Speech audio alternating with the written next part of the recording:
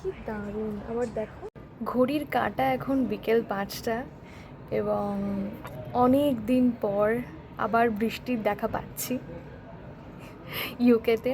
কারণ বেশ কয়েকদিন যাবৎ খুব গরম ছিল, টেম্পারেচার প্রায় 37-এর কাছাকাছি উঠে গেছিলো, which is horrible in UK.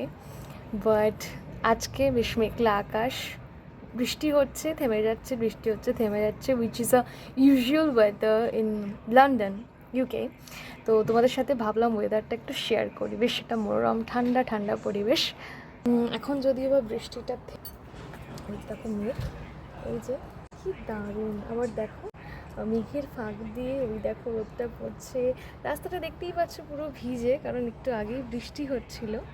আর এই দেখো দারুণ লাগছে আকাশটা, কিন্তু মেঘটা দেখে বুঝতে পারছো যে আরোবার একটু পরেই বৃষ্টি হতে চলেছে।